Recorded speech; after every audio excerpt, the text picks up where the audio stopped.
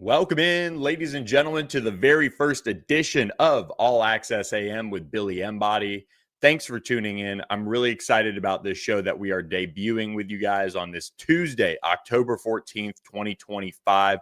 We've got a jam-packed show for you guys today talking about the ACC. That's what we're going to do here for the most part on this show. It's going to be ACC driven. We're also going to touch on general college football, basketball topics as they come up and as we want to.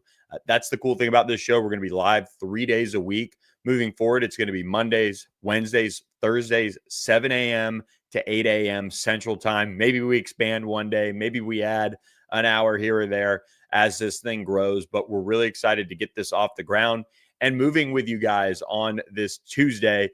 Had to get the stream all situated and ready to go. And we've got two great guests for you guys at 7:30 Central Time. Pete Nakos is going to join us on 3, is going to be heavily involved on this show, of course. That is where you can find my work at ontheponyexpress.com. And also from on 3, Brett McMurphy, two of the biggest newsbreakers right now in college athletics, are going to join us at 7:30 with Pete. And then right after him, Brett McMurphy at 7:45 a.m. to kind of close out this show. But I want to get into a little bit of what we're going to share with you guys on this show, not just from the initial one, as I'll kind of try to introduce myself to a lot of you guys who don't follow me from the SMU beat, but also we're going to get into what we're going to do down the line as well. So we've got a lot of big plans for this show, but the goal is to really have this be a lot of viewer and YouTube subscriber driven, Twitter, crew out there as well. There's a lot of great ACC fan bases, and we want to try our best to cover it all. We've got 3 days right now, a week to do it in football season. That's plenty. And I think for us, we want to bring you guys the guests. We'll have Larry Williams with Tigers Illustrated on later this week. We'll also have Chad Bishop, who covers Georgia Tech, on later this week. And those guys have 2 big games to cover as Clemson hosts SMU, and also Georgia Tech faces off with Duke in a massive game for the ACC. So we're going to build this thing from the ground up. There might be days that you'll hear a lot more of me than other days, and then there will be other days where we get a bunch of guests on to share their opinions and knowledge on the ACC and how things are transpiring. And of course, once we get into college basketball season, that's where the ACC's blue bloods, of course, will take center stage, but also the teams that make noise, and we'll do our best to cover it all. So this is a really exciting venture for me to kind of get off the ground here and start out with this first episode. We hope to become a part of your morning routine. And one day, let's be real, you want to be 5 days a week in the morning. That's maybe is what happens with us. But for now, we thought 3 days would be a great first starting point for this show. So you could follow me on Twitter at Billy Embody, Embody. I've covered SMU for the past decade plus at various stops at scout.com, 24/7 Sports, and now on 3. And I've also covered the SEC for almost a decade now. So really appreciate all the people who have stood by me and supported me as I kind of came to them with this idea. And one of the first people that stuck up for us and stuck their hand up was Security National Bank. They wanted to support us, and we're proud to introduce them as one of our presenting sponsors this week, or for the foreseeable future. But this week we wanted to introduce them, and whether it be personal or business, they can handle whatever you need. They've really become one of the gold standards of caring about family, caring about your actual world rather than just your financial world, and that helps them guide you throughout all the decisions you need to make, whether it be personal, business, wealth management. And so we really appreciate James Landon and the Texas branch and everybody over there for supporting us. So head to securitynational.bank and get started today with them. And you can also find the link in our bio and podcast episode description or YouTube description, wherever you're following us at, to learn more about what Security National Bank can do for you. Do want to say, as we get into this show, we're going to be taking questions from you guys in the comments section. That's something I'm always going to try my best to do, is interact with you guys, whether it be, Cane fans jumping in there, FSU fans, which, for me, I was born and raised in Tampa, so followed all of the Florida programs growing up pretty closely. And it's quite the time in the state of Florida when Miami is ranked number 2 in the country, has a very, very good argument to be the number 1 team in the country. But we're going to cover the entire ACC, like I said, and this is where it gets fun.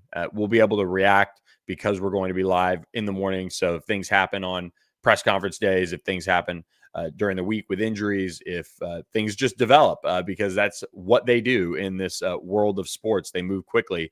We feel like we'll be able to do that for you guys and be there with your drive in. One day we're going to get into doing call-ins, or, maybe leave a voice memo and we'll play it and things like that. So want to do a lot of interaction with you guys and get this thing off the ground. But let's do this.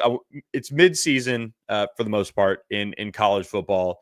Do want to take a look at kind of my thoughts on the ACC as a whole, as you look at a league that is very much wide open, very exciting times with some of the teams that are in the top 25 and kind of making their move in college football right now. Not only the Miamis of the world who have dumped all sorts of resources into piecing together a team. It's not always come together for them, but right now you can't argue with what they're doing down there in Coral Gables with Mario Cristobal. But look, the ACC has 5 undefeated teams in league play right now: Georgia Tech, Virginia, Duke, SMU, and Miami. All of that is going to get sorted out. We'll have one team fall from the undefeated ranks this weekend as Georgia Tech does take on Duke. And that is one where, you've probably got to feel pretty good if you're Brent Key and company. But, Manny Diaz, he coaches himself some defense. If they can keep that thing, lower scoring, that might be kind of the world they want to live in a little bit. I visited over there at Duke for that one last year when SMU ran into a whole bunch of trouble before escaping with a win. And it's quite the place to play when it is packed, I'm sure. And Duke has kind of seen this resurgence under Manny Diaz. They had a great first year and kind of turning things around, and made waves in the offseason with Darian Mensah, moving him in there from Tulane. And now they have themselves at 4-2 overall, 3-0 the ACC. Not a great start in non-conference for Duke, but Georgia Tech, meanwhile, has certainly kept its end of the bargain. I think they're a top 10 team. If you're evaluating teams off of what they've done, Georgia Tech is a top 10 team. And, they're probably getting, knocked down a little bit because of, how they, one of their teams now is Clemson, which is sitting at 3-3 on the year, and not an ideal situation when you were counting on that to kind of be your signature win. It's kind of similar if SMU goes on and goes on a run and finds a way to get, win at Clemson. It's going to be very difficult for SMU to kind of tout that win in a sense, even though it's on the road, because Clemson has really fallen off in such a dramatic way. Now, they did get back-to-back wins this past weekend, or these past 2 weeks, beating Stanford and beating Boston College.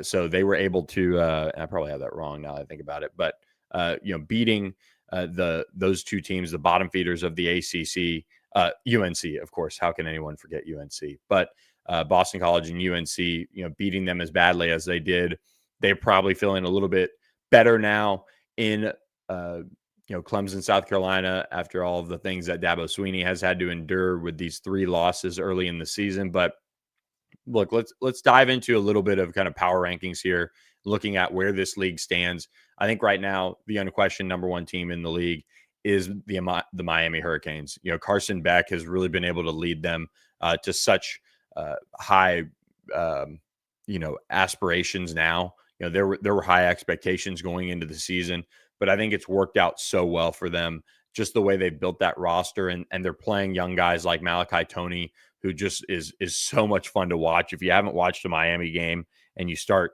getting a chance to really go into that world of living the world that we do, and kind of scrolling through games and also watching some replays, Malachi Toney is going to be kind of what Zachariah Branch, I feel like, was kind of the hope for when he signed with USC.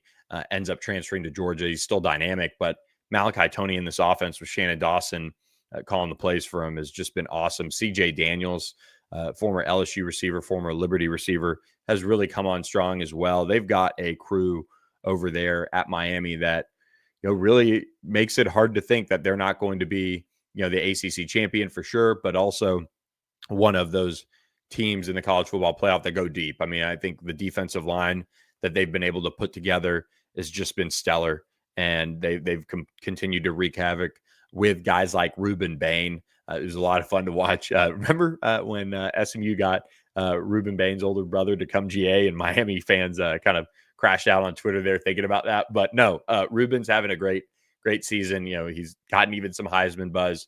And when you have that kind of star power in Miami, it kind of feels like everything's right in the world, right?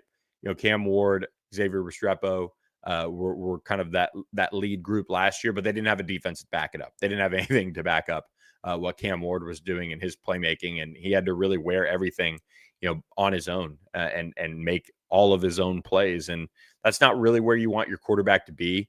And that's something where Miami, of course, is trying to avoid that with Carson Beck. And Beck has been just outstanding, the ability for him to manage that offense. And I think Shannon Dawson, this is,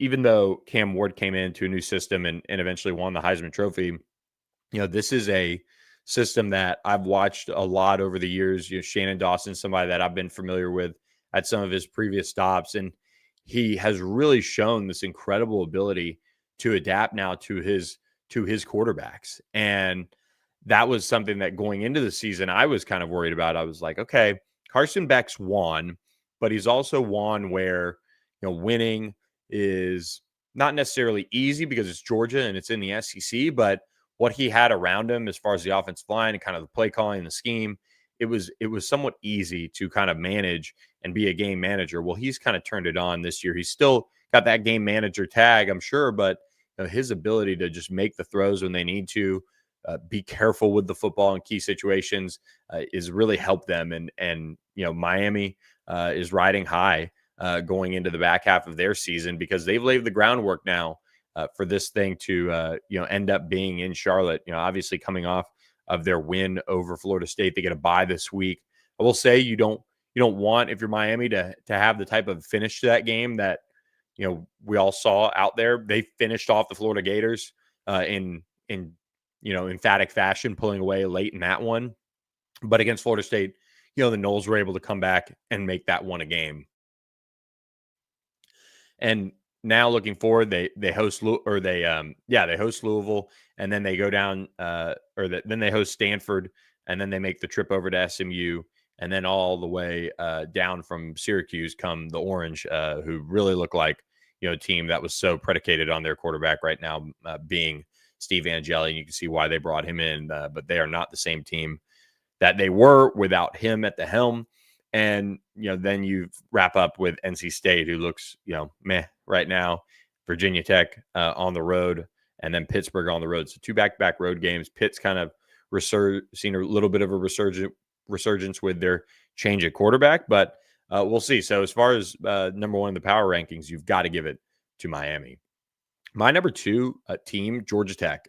I've been high on Georgia Tech for a while. I thought the job Brent Key has been doing there has just been awesome. Just a total attitude change and a program that, you don't always have to make a splashy hire. You have to make the right hire. And I know if that was just the case, everybody would do it. But with Brent Key, it just made so much sense, being an alum of the school, needing that kind of blue collar mentality to go to work and to find solutions and do all of those things. That's something that he really loves to do. And, when you have somebody that cares that much, that's really important. And, for Brent Key to come in and be that type of a leader for this football program, it's really worked out so well. And so the job he's done has just been unbelievable. And so really like what he's done. They're number 2 in my power rankings. I'm going to try normally to kind of fly through some of the power rankings. I know you can kind of make a whole show out of it. But this is, the first one. So there's also that. Want you guys to know the base layer of kind of what I'm working off of this entire year, as we'll try to update these, throughout the season and kind of give you the latest temperature I've got on the world of the ACC. And some of you will care, some of you guys won't. Then you look at, as far as the power rankings go, I really like Um, a lot of teams here, but you've got to give it to Virginia. 5-1. Their win over FSU now looks a little more interesting, of course, but they've been able to get to 3-0 in conference play now, teeing themselves up well for where they're headed, and they really have a schedule that they've got to, of course, navigate it. And I don't think there's room for error when it comes to Virginia because of maybe the roster they have, as much as they've rebuilt. And Chandler Morris has been a big part of that. We talked with him in ACC Media Days in Charlotte and was just really impressed with him as a whole. But when you think about what he's meant to them and his ability to be a veteran and make the plays when needed, Virginia follows up that FSU win, and they don't fall apart. They go on the road and beat Louisville last weekend. That is so impressive as somebody who's been in that environment at Louisville. It's a really, really tough place to play.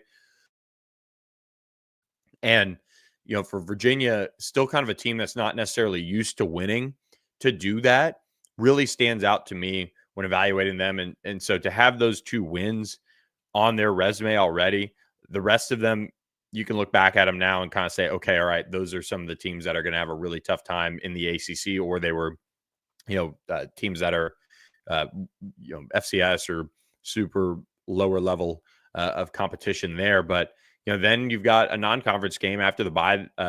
You've had a bye. Now you got Washington State that comes to Virginia, and then you face UNC on the road. Then you go Cal on the road. Then you face off against Wake Forest at home. Then you go to Duke. That's the big one. And then, of course, Virginia Tech after a bye week closes out the season. You get it at home. Look, those last 2 games of the year in particular, and even Wake Forest, who is really given, the last 3 games of Virginia are now getting a lot more interesting as a whole, because you see a team in Virginia that is playing with a lot of confidence, but sustaining it when you're not used to sustaining it is really where that's the hardest thing to do. And you see teams like Miami last year trip up when they had all the talent in the world to win the league. You saw Clemson trip up and still find their way into the championship game, of course.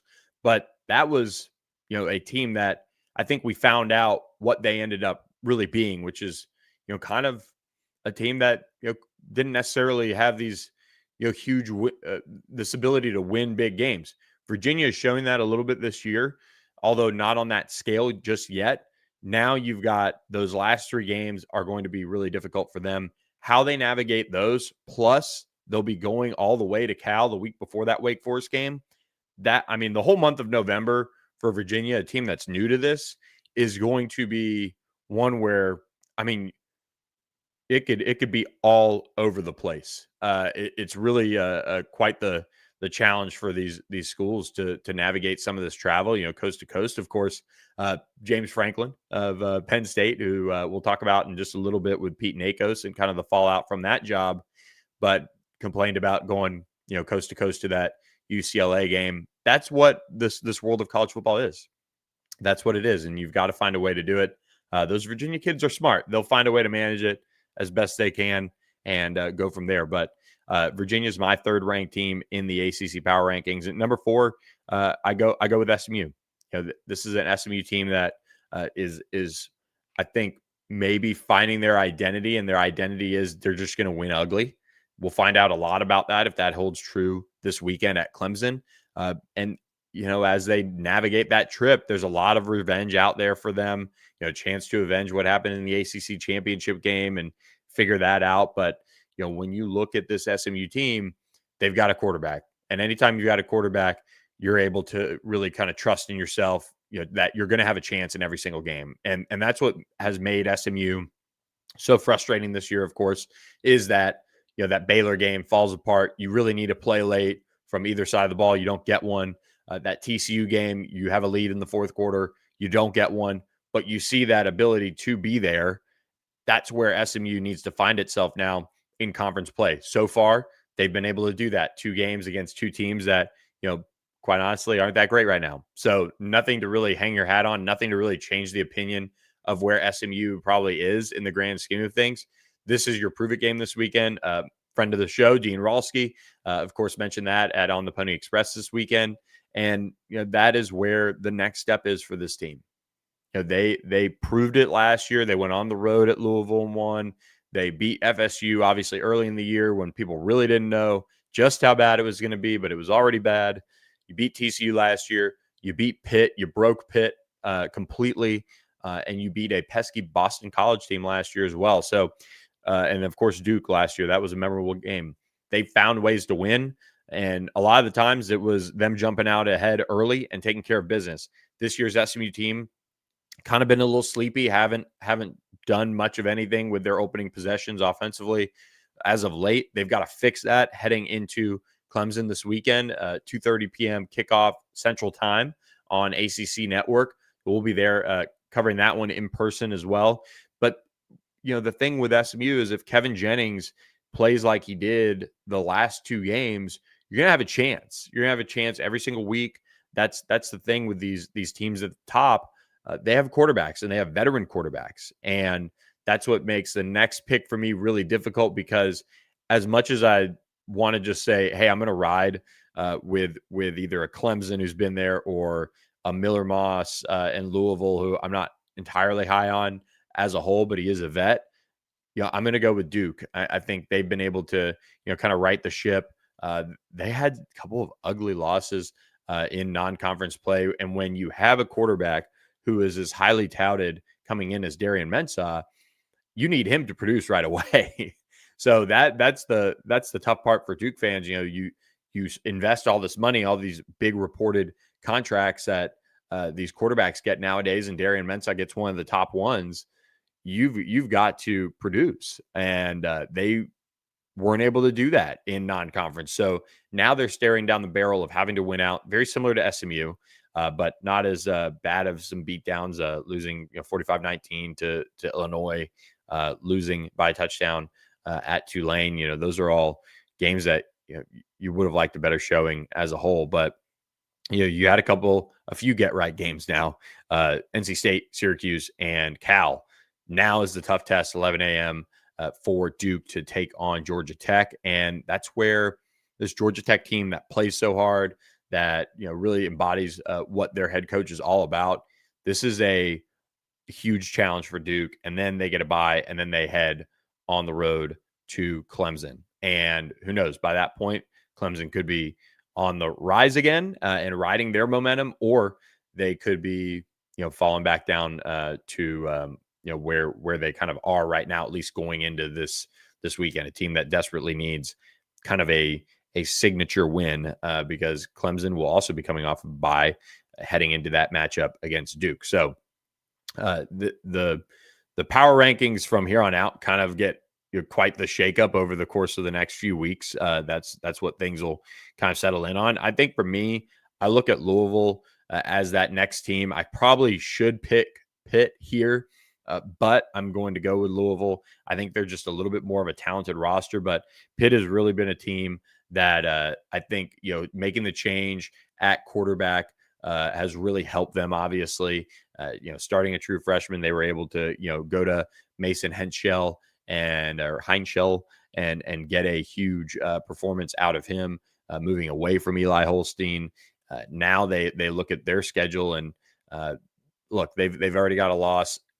A loss so far in this year's ACC puts you behind the 8 ball to make it to Charlotte. But now they face off against Syracuse after taking care of business over Florida State, who has fallen quite the rung since beating Alabama earlier this year. And they've head to Syracuse now, another team that's struggling. So true freshman quarterback going in against Fran Brown. I mean, who knows how it goes up there? But Louisville, a team that is just coming off of that loss to UVA. I think they still made it relatively close, but now heading down for a Friday night game at Miami. That's going to be a fun one. That's another reason why we're making sure that our third show is on Thursdays, because sometimes I'm sure there's going to be Thursday or Friday game to preview as well. So we want to deliver that to you guys and make sure you guys have time to watch it. But Louisville then kind of has a run of games that you feel like they should be in good shape until you get to the middle of November when they finish up with Clemson, SMU, and Kentucky. So a tough stretch for Louisville. I would not be surprised if they ended up falling down the ranks a little bit, but they are certainly a team that has the talent in the roster. And then Pitt's after them in the power rankings right now. That puts them right there at number 1, 2, 3, 4, 5, 6, 7, 7. Yeah, Pitt is at 7. And then I'm going to go with Clemson.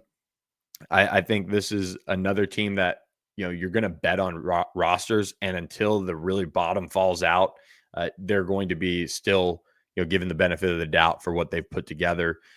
We'll see. This weekend is one where, last year we saw Clemson lose to Louisville at home. We've seen them, obviously lose to Syracuse this year at home, and Georgia Tech, and this Georgia Tech was on the road, but this whole thing is really kind of in a precarious spot. I feel like for Dabo Swinney, this is where you're either going to find out, okay, are you going to run off a bunch of wins here and kind of get back on the right side of things, at least ahead of that South Carolina game, or do they really need to look at wholesale changes as far as how they do things there in Clemson? I think we've at least established that some things need to change, but do they need to overhaul how they build the roster, how they attack the portal, some of those things for Dabo Swinney? I think Cal up next at number 9 for me, and what they've been able to do, almost to bowl eligibility already. They have quite a lot of work cut out for themselves as well with their schedule. Anytime these Cal and Stanford teams of travel just wears on them, but they do get a chance to host UNC, kind of a get-right game again, late night this weekend, and then head to Virginia Tech, and then host UVA. Louisville, they go on the road for, and then Cal, Stanford, and then they host SMU Thanksgiving weekend. Like what Cal's doing, their quarterback, their true freshman quarterback. It's so funny. I mean, the day and age of what we live in college football, but Jaron Kiwa Sagapatelli, becoming one of the star storylines of the true freshman class this season. Of course, technically a transfer, but he's somebody that is settled in well with that Cal team. For me, the rest of it, you've got to give Wake Forest kind of the nod here. And then I'll go NC State, probably Stanford. I actually think Stanford, having seen them in person this past weekend, pretty tough out. Then Syracuse, then Virginia Tech, and then Florida State, Boston College, and North Carolina. I just think North Carolina is even worse than, having 2 wins on the year. It's really bad down there in Chapel Hill, and I think the bottom could very well fall out here soon. So that is the rundown of the power rankings for the ACC on this initial show, kind of giving you guys my thoughts mid-season as where things stand. But look, really excited for our next guest here. We're going to bring him in, and it is Portal Pete, as he is affectionately known. He's got a couple of different nicknames out there, but it is Pete Nakos of On3. Really excited to bring him in now. And Pete, really excited to have you with us on this Tuesday morning. Thanks for the time, man. How are things? What's going on, Billy? Thanks for having me on. Yeah, it's quite the world of college football that you live in. And for our listeners out there, Pete Nakos does just about everything at On3. Lives in the portal, covers college football. The coaching carousel is already fired up. What's college football season like for you right now, Pete? I'd say I was working on a story with my coworker Chris Lowe waiting there last night, so it's nonstop. But that's how we like to do it here. Yeah, you get a little bit of vacation time in there, and we won't keep you too long away. I know the pay by the minute is rolling, but let's lead off with this. We talked about Miami kind of in our power rankings to kick things off, but this Miami roster, Yep. You have such a good feel for how a lot of these teams put things together. What's your take on how Miami has been able to put this together and where they've gone under Mario Cristobal? Yeah, so Mario Cristobal has come in and immediately recruited and brought in portal talent at a very high level. And you look at it, they had the number 5 portal class this past year, brought in 20 transfers, and that was really highlighted by Carson Beck from Georgia, the quarterback who's had a really good start to the season. But it's more than that too. They've consistently recruited at a high level since Mario Cristobal got there. but they've also been funded by the necessary NIL dollars to win at a high level. And you look across the landscape, and you have Ohio State spending in like the 35-40 million range. You got Texas Tech at over 28. I would say that Miami is in the right stratosphere it needs to be to compete for national championships.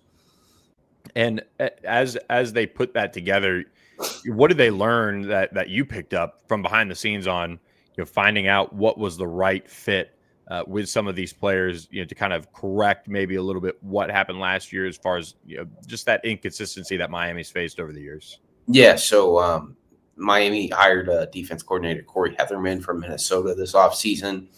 That's proven to be a really big hire. You have Ruben Bain, who has about 25 hurries through the start of the season right now. And he's not a transfer, but he's an edge rusher who Miami brought in as a high school recruit and is now really starting to showcase his talent under Corey Heatherman.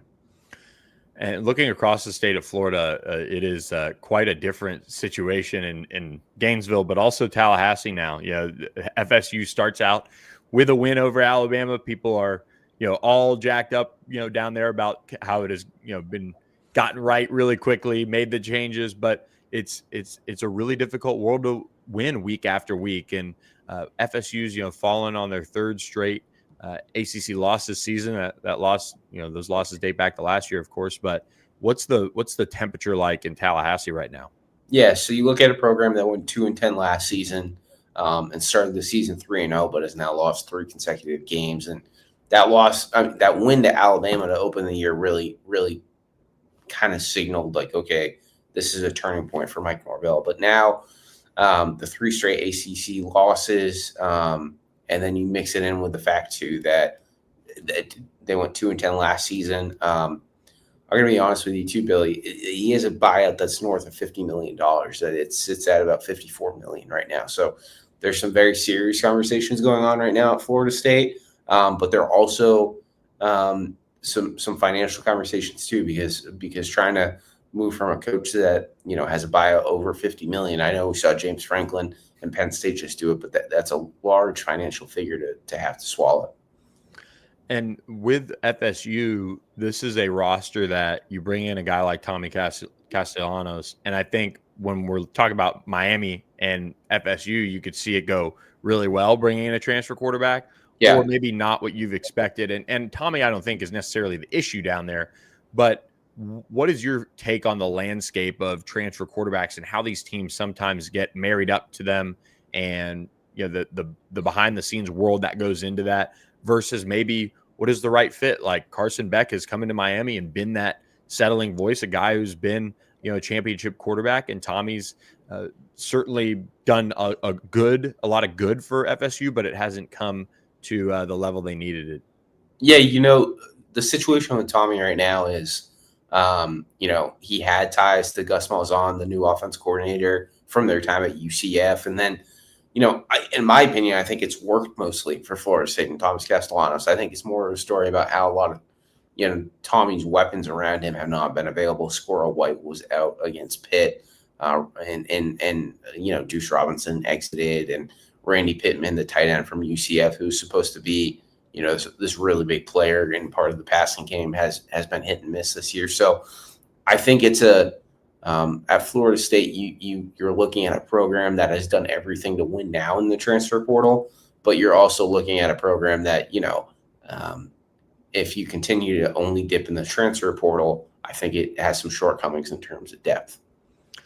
Let's talk about that transfer portal world that teams are having to live in right now.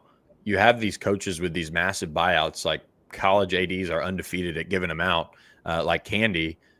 But you also have now a world where there's general managers. There's different levels of organization. I talked with Andrew Luck this past weekend. He is running the show at Stanford and whatever is next. And then you have other programs where maybe the GM is alongside the head coach. Some programs, are there any programs out there that don't have a GM really? Not many, but it's a world where how do you balance the going after a new coach and firing and paying all this money, or just improving your operation and your talent acquisition? Yeah, I think Florida State's a really good example because they They brought in a new offense coordinator, right? Mike Norvell gave up play callings with Gus Malzahn. They fired their defense coordinator and brought in Nebraska defense coordinator Tony White. They spent more money in the transfer portal. And I think the conversations going on right now at Florida State to really try to paint the picture is, donors since that, 12-1, 13-1 season back in 2023, they've been all in on Florida State. And now you're going to have a conversation with how much more do donors want to go all in at Florida State if the, on-field product isn't working out under Mike Norvell. And, you mentioned the coaching carousel firing up again with James Franklin. Yep. That had to have been one of those stories that you'll remember where you were when you got that call, or the On3 team got the call that things were heating up, because you guys were out ahead of that one too. Yeah. From talking to sources the last few days, it sounds like that UCLA loss really put some things in motion, maybe even more than, we thought at the time, just because you kind of assume going on that West Coast trip, maybe having a couple injuries after that big emotional game against Oregon for the whiteout, you would think, okay, they're going to bounce back after that UCLA loss, and then things just didn't go like that. So, I also think James Franklin's AP top 25 record at Penn State played a role in that. I believe it was something like 4-21 during his time in Happy Valley against top 25 teams. So things like that led up to it, but I'd say it really ramped up in the last, 2-3 weeks. Where do they go? I know Manny Diaz it was at least mentioned as somebody with some natural ties there. Of course, Matt Rule's getting a lot of buzz, but what's your early read on that, and maybe any ACC impact for this job? Yeah, so the only direct ACC impact I would anticipate right now is if Manny Diaz, becomes the top target. And from speaking to sources in like the first 48 hours of the search, it's really clear that Matt Rule and Curt Cignetti are at the top of the board. Matt Rule was at Temple with Pat Kraft, the athletic director at Penn State, and then obviously what Curt Cignetti's done in 2 seasons at Indiana, he's proven he can win at James Madison, at Elon, and he's only lost 2 games at Indiana, and they're to Ohio State and Notre Dame last year, and they played for the national title. And the coaching carousel doesn't stop with the ACC, though. Of course, Virginia Tech looking for a new coach. Brent Pry out after his run. They've said that they're going to invest all this money. I don't know where they're getting it. What's kind of your read there? Of course, as Virginia Tech is at least motivated, they seem like a booster base in a athletics department that is trying to play catch up in this new world of college athletics. Yeah. So, athletic director like Whit Babcock this summer kind of, talked to the board of trustees at a meeting and said, hey, we have that $122 million athletics budget. We need to be closer to 229 at the end of the day if we're really going to compete. So in recent weeks, they've made a new, about, I believe, a $50 million commitment for the 26-27 fiscal year. And then on top of that, too, I think Virginia Tech is one of those jobs open right now that people are trying to, kind of sort out in their head where it ranks. I would say it's probably in the upper echelon from just speaking with, industry sources, if you will. I think that the big attractive points there is the history of winning under Frank Beamer. At the same time, though, like any other job right now, there's big questions about what commitment looks like in NIL and rev share. And Virginia Tech has committed all $20.5 million that they can in rev share this year. But that's going to be when candidates go and sit down, they're going to be asking, okay, what can we do beyond revenue sharing to put a roster together? Any chance Shane Beamer gets involved with that one? Listen, I know a lot of people, when we put out our initial hot port, that was shot down by some people. I'm not ready to shoot it down just yet. And the reason why is I think that Shane's trying to win some football games right now. And I think he'll, seriously sit down at the end of the year and consider it all. All that said, though, too, I know Shane's really happy at South Carolina. It's gonna be a big, big surprise if he does take the Virginia Tech job. It would be quite the story to end up, coaching where your dad, became a legend. Maybe a little difficult. I don't know if that would weigh into that at all, but I know they'd certainly like him back there at Virginia Tech. Let's end on this, of course, NIL and the rev share world that college football is in right now. Pete, what is the latest kind of 50,000 foot view of where things stand with like the rev share, the house settlement. Some people haven't signed some of these agreements, as far as the conferences and schools. Are we in for another potential shakeup here? Yeah, so I think the best way to explain it to your audience is, so the house settlement was approved this summer. Athletes can now make revenue sharing dollars from universities, things like that. But as also part of the settlement was, they established the College Sports Commission, which has established this NIL Go clearinghouse, and every deal that isn't revenue sharing basically has to be put through the clearinghouse that's over $600. That has not worked out perfectly. There is a lot of frustration among NIL collectives who really, fund a lot of these deals that aren't revenue sharing. And then beyond that too, you have a situation where not every conference has signed the paperwork that was expected to be signed, that they would need to, abide by the College Sports Commission NIL Go. So, I think if I could only use a couple words here, Billy, it'd be called like hectic and still kind of, a mess and things like that. Next year, because so many teams front loaded their rosters this year, do you see the market kind of taking one step if all things stay the same, do you see the market kind of taking one step in the right direction as far as settling into the new world, and then 27 would be there's no front loading, at least in the certain ways that you could probably think about it? Yeah, so front loading was when team college football programs, before revenue sharing started this summer, it was like a last ditch effort for a lot of schools to put dollars into football programs. Texas Tech did it at the highest level, and they spent over like $28 million on this year's roster. I think we're going to have some programs who spent a lot of money on this year's roster and might have to pull back a little. And there's also going to be a handful of programs, from what I've heard, that maybe didn't front load the most, didn't put all rev share dollars necessary in. Could there be some rolling over of the dollars into next year's roster, things like that? It's going to be interesting. Pete, we know you will have it all covered at On3 Sports and Rivals.com. Make sure you guys give Pete a follow out there at Pete Nakos. One of the best follows on Twitter for all the things college football. I mean, I've got him on alert, Pete Nakos _. So, Pete, really appreciate your time this morning. Thanks for waking up with us on All Access AM. Thanks, man. Thanks, Billy.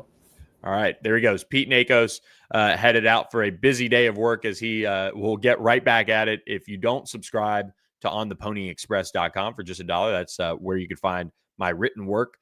You would know that you can also get Pete Nakos there. And, of course, our next guest, Brett McMurphy, an industry legend, one of the top newsbreakers for the last couple decades in the world, is also at On3. We've got a great national crew of Brett McMurphy, Pete Nakos.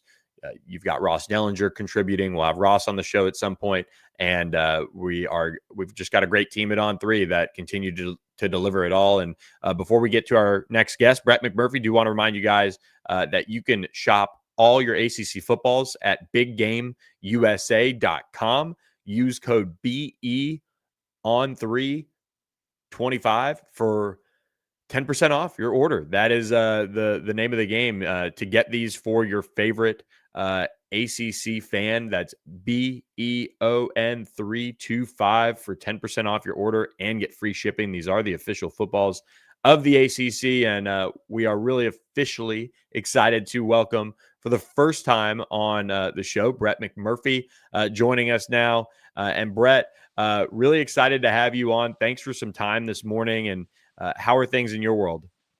Hey, Billy, good to talk to you. Yeah, busy as ever. I remember the good old days, maybe 3 or 4 years ago, when NFL coaches would actually get fired in season before any college coaches. But yeah, that's the good old days. That doesn't happen anymore. No, it doesn't. And this coaching carousel heating up, what is your take on it? Because this is, trending to be one of the craziest and seemingly most aggressive that we've seen in a minute now. Yeah, I think, what are we at? We're at 7 openings right now. If you include Stanford, which, announced, before the season that Frank Wright would just be a 1-year stopover until next year. And, there's still going to be more. I mean, Billy Napier, will not return next year. I think that's pretty obvious to everybody unless the Gators win out. Iffy. There's some other potential openings that could happen depending on how teams play down the stretch, some power teams. I think, Billy, one thing that's kind of struck me and probably a lot of people is, the amount of these buyouts is astronomical. And look, I don't have a problem with that. If you could, everyone should be able to make as much money as you can. But, these athletic directors in these universities have basically been taken advantage of, or basically just they're playing a game of poker. They just lost all their money because these agents have been able to get these crazy buyouts and put fear into these athletic departments and ADs and universities that, hey, if you don't make this a big number, somebody could come along and swipe your coach and then he's gone. And so they agree to these deals. And, James Franklin will be getting $48 million. Jimbo Fisher got, close to $80 million. And the schools are crying about not having any money. The Big Ten considering private equity, yet they're willing to toss away, huge amounts of money to hire a new coach. So it's funny. When you need to find the money, you can find the money. But like you said, there's still going to be a lot more moves, I think, before we get to, I was going to say before the end of the year, probably before we get to November. And do you see any other ACC jobs kind of coming open? Virginia Tech, obviously, one right now. It seems like the league is somewhat in a state of things being okay for the most part with their coaching staffs. I think the ACC is a league that is maybe taking a little bit more of an approach of let's revamp and get a GM in a role, and let's try to make things work that way. Do you see any movement in the rest of the league? I don't. The only unknown is North Carolina. There's been a billion reports. I'm sorry, 1,000,000,001. A new one just came out. A billion reports on what's going on with Belichick. The truth is somewhere in the middle. So we'll see. Obviously, that's something to keep an eye on. Florida State. That could be a hard conversation. I mean, they're there at 3-3. I think last year was obviously an anomaly for Norvell and Florida State. But now, if you run this back this year, and say you go 6-6 or 5-7, then what happens? Obviously, they've got a big number there if they want to buy out Mike Norvell. I'm not considering they were going to do that, but if how these teams fare in the second half of the season, where some of these coaches you would think, hey, this guy's pretty safe, and then suddenly they, the season starts circling the drain. I think these ADs and these universities have shown, we can't just wait around and hope something happens. We've got to make a change. So I would think, North Carolina and Florida State would probably be the only possibilities. I don't think those are likely. I want to be clear on that, but I think there are possibilities depending on what happens the second half of the season. Let's talk about this college football playoff race and how the ACC now fully involved with Miami being the number 2 team in the country, arguably the number 1 team. You've spent an incredible amount of time in the state of Florida throughout your career. Let's start with Miami. What they've done to put together the roster that they have, and now finally, seemingly, putting together all of those key wins at the right time to get to this state of their program. What have you heard about that development and how difficult of a task it has been for Mario Cristobal to finally push this, at least from what it seems like, to now where they're going to be perennially in the race for national championship? Yeah, I mean, I was at the Notre Dame Miami game, the season opener down in Miami, and got to talk to Cristobal, and they're very impressive. And before the season, I thought, that actually Miami would be a better team. I thought the offense would not be as dynamic, not as electric, but I knew the defense would be much better. I mean, it had to be. Last year, their defense was horrific. And I want to apologize to the word horrific for that characterization. But they were just bad. And now the defense is so good that both offensive and defensive lines are among the best in the nation. A lot of that can be attributed to Cristobal's background as an offensive lineman and the importance of being good in the trenches. If you guys haven't seen Reuben Bain, Miami's defensive end, I'm not going to say arguably, because I do believe he is the best defensive player in the country right now. And, the offense has gotten more steady. At the Notre Dame game, I remarked to somebody, I said, Carson Beck's, thrown a number of checkdowns, a lot of short crossing patterns.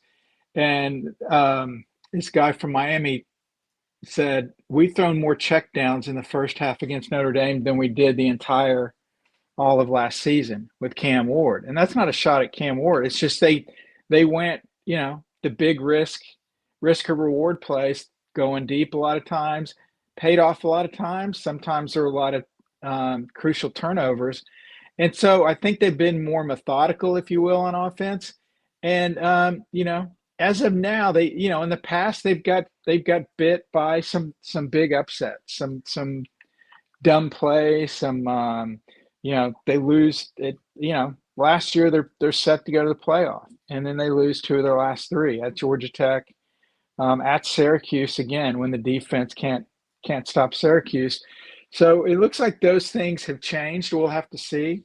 I think one of the most impressive things about Miami is up until the Florida State game, Florida State's the first team that outgained Miami going back 23 consecutive games. So that's going back into 2023. So, most times, I mean, it's not foolproof, but most times if you have more yardage than your opponent, barring a lot of fluky turnovers, a huge amount of penalties, you're probably going to win most of those games. So I think that's probably what's been most impressive for me. And that win against Notre Dame, some people question Notre Dame out of the gate. They lost, by a total of 4 points to Miami and Texas A&M. That win looks better and better every week. That's why I have Miami number 1 on my AP ballot. But again, we've seen this before. Last year they were, 9-0 till they got to the final 3 weeks. The schedule sets up they should be, 9-0. They should be 12-0. But can they hold on to it? More importantly, Oregon was 13-0 last year, first team to win 13 games in the Big Ten, and they lost in the first round of the playoffs. So it's not going to really matter if they don't have a good run in the playoff. Yeah, I was going to ask you what makes you have Miami number 1, and who do you see joining them in Charlotte if all of this holds true, or who do you see in Charlotte for the ACC Championship as we hit the midway point here? I've actually have Georgia Tech projected in my college football playoff field, and that's not. I don't do the if it was held today projections, because that's not a projection. That's a snapshot of right now, which of course it's not going to look like that. So I'm projecting Georgia Tech to get in the playoff. I think they win out within the conference, and then I think they play. Then they finish Georgia, which is a huge game, and then they have the ACC title game. But I think even if Georgia Tech would lose to Georgia and Miami at 11-2, I just think it'd be hard to keep them out. At Duke is going to be a huge test. They're actually a slight underdog. Duke has had its ups and downs, but I just think Georgia Tech. I'm so impressed with what Brent Key's doing there, and obviously Haynes King. I don't know if he's going to have enough big games. Certainly, they don't have any ranked teams left on the schedule other than Georgia. I don't think he's going to get the national attention maybe as some of these other guys, but I certainly think he should be in the Heisman short list if they get to 10-0, 11-0, 12-0, certainly. But I've got Billy. I got Georgia Tech there. Virginia's also got a manageable schedule, but I like Georgia Tech though over Virginia, and then of course Miami's would be the opponent. Do you think this Heisman Trophy race is going to turn into who's the best quarterback on the best team versus maybe who has these gaudy stats? Because I think of Carson Beck, I think of Haynes King, those type of players right now. I mean, even John Mateer before this past weekend, where they aren't putting up these insane numbers, but they're gritty. They're leading their team to wins. That they're the reason why they're having these resurgences and things like that. So let me tell you a secret about the Heisman process, and please don't tell anyone. Okay, I trust you. No one. This was just you and me. Yeah. So I went to Oklahoma State. So a million years ago, Barry Sanders won the Heisman Trophy. He averaged, whatever his numbers were, it's still an NCAA record for rushing yards per game. That's pretty much the last time statistics have mattered in picking the Heisman Trophy winner. It is a narrative. Who has the narrative? And a lot of what you said is true. Best player on the best team. But again, just think about last year. What did everyone talk about after Travis Hunter's game? Oh, he had 7 catches for 93 yards. He had 3 interceptions. No, it was he played 90 plays today. He could have been horrible in all 90. And look, I voted for Travis Hunter. I thought he deserved it. But again, it's the narrative. And at some point during the season, it's too early. We're just past the halfway mark. At some point, the narrative, you'll start hearing the narratives. You'll see them on Twitter. You'll see different media people, making their pitches and all that. And that will determine, I think, who wins the Heisman. Of course, along with how the individuals are playing. But certainly I think what helps Carson Beck is he comes to Miami. He was, I don't want discarded is not the right word because that's not accurate, but he was, he was apparently not no longer wanted at Georgia, so now he's at Miami. Well, if he leads Miami to their first ever ACC title, that's a pretty good narrative there. And his numbers, aren't going to compare with other guys' numbers. If Fernando Mendoza leads Indiana to 12-0 in the Big Ten title game, that's a pretty good narrative right there. I don't care what his stats are. I don't care who averages more yards passing, yards per attempt, touchdowns, all that stuff. It doesn't matter. It's going to be the narrative. All these stats now, with the way offenses are run, it's all kind of mixed together. I can't tell you who's the leading passer in FBS right now. You could give me 5 guys, and I probably couldn't guess it. I think it's Sawyer Robertson. You know what? I read that yesterday. You're right. Yeah. So, okay. Shout out the Big 12 burners out there. Yeah. Go Bears. So should he be in New York? Probably not. Baylor's middling around 500. So is that fair or not? I'm not going to say it's fair. You asked me, I'm telling you, that's how the sausage is made. And I voted for the Heisman for a long time. And I kind of have a pretty good idea how to read the other Heisman voters. And, so that's something to keep your eye on. I just tweeted the latest Heisman favorites right now. And Ty Simpson's the favorite right now, but that doesn't mean anything. If Alabama doesn't win, most, if not all their games down the stretch, he doesn't have a shot. So it is a little bit what you said, best player, best team, but also it's a good narrative than of course the cliched Heisman moment where a guy has a great play in one of his final 2 or 3 games. Well, it's going to be fascinating to watch it all and play out this season. And this feels like one of the most wide open seasons we've watched. I know the playoff obviously expanding to 12 certainly creates a lot more drama and opportunity for teams to do that, but it makes it more, I think, enticing for fans to tune in, of course, and see it all play out.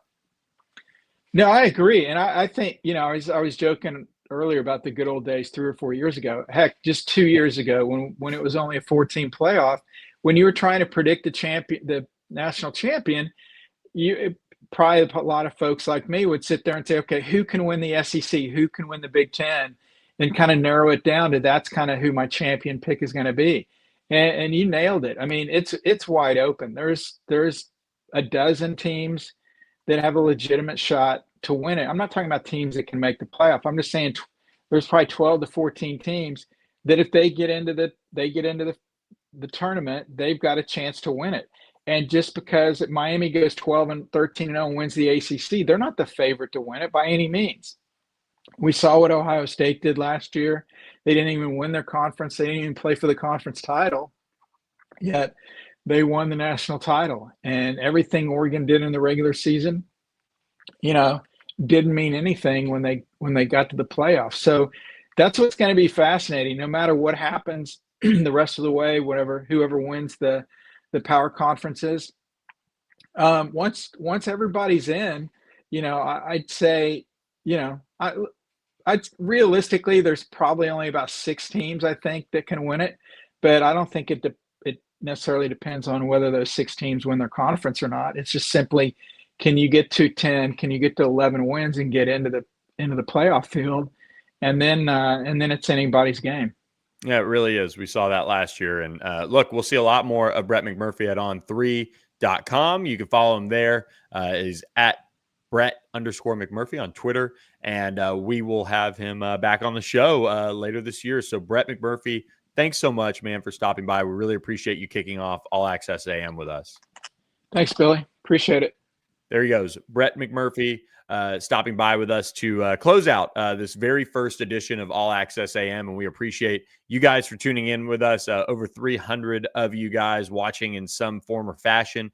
Please hit that subscribe button, hit that follow button, hit that like button. Please support us wherever you're watching us at. You can find us at All Access AM on YouTube as well. If you search that on Google, that's where you can turn on notifications for when we go live in the morning so you don't miss a show. And we will, of course, be back Wednesday morning and Thursday morning with shows as well. We look forward to interacting with you guys in the comments, so make sure you keep that in mind where you're watching on YouTube or wherever. You could respond and ask questions to me on Twitter, and we'll address them as well. So this has been a lot of fun for me to start this, and we'll see where this goes, but we're excited about it. We really appreciate Security National Bank for sponsoring us and getting this off the ground with us. We've got some exciting sponsors to add into the fold as well that we'll reveal later this week as well. So looking forward to all of that and more. This has been All Access AM with Billy Embody. I hope you guys enjoy it, and really excited to get this off the ground. This has been a lot of fun, and thanks so much for the support, everyone. And we'll catch you next time. Thanks for listening.